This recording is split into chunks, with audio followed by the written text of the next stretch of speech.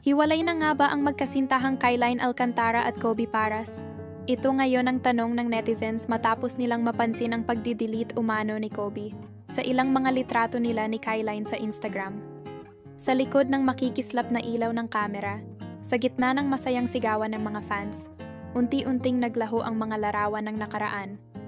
Isang hapon, tahimik na nag-scroll si Kyline sa kanyang Instagram feed.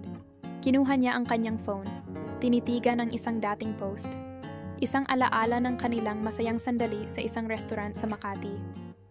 Sa mata ng publiko, sila ni Kobe ay isang matibay na tambalan. Ngunit sa likod ng mga ngiti, may kwento na hindi isinapubliko.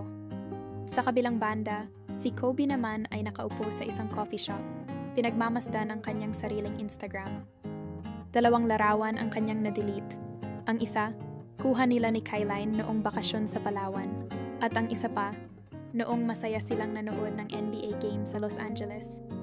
Sa mata ng mga tagahanga, isang simpleng paglilinis lamang ito ng feed. Ngunit para kay Kobe, ito ay simbolo ng pagbabago. Mabilis kumalat ang balita. Ang mga netizen ay nagsimulang magtanong, hiwalay na nga ba sila? Mga dating sweet moments ay tila naglaho, nalukot at itinabi. Ngunit sa kabila ng haka-haka, nanatili pa rin silang magka-follow sa isa't isa, isang tahimik na tanda ng kanilang nakaraan. Sa isang event noong gabi, nakasuot si Kyline ng isang eleganteng damit, naglalakad ng mag-isa sa pulang karpet. Sa malayo, nakita siya ni Kobe, hindi bilang isang kasintahan, kundi bilang isang tagahanga. "Tonight I'm just a boy who is a fan." Aniya, tahimik na hinangaan ng dalaga mula sa gilid. Sa dulo ng kwento, walang kumpirmasyon, walang tahasang sagot. Sila ba'y naghiwalay? O simpleng pagbabago lamang ito sa kanilang buhay? Sa mga mata ng publiko, isang palaisipan. Ngunit sa puso nila, isang kwentong sila lamang ang tunay na nakakaalam. Ano kaya ang tingin niyo mga kabayan?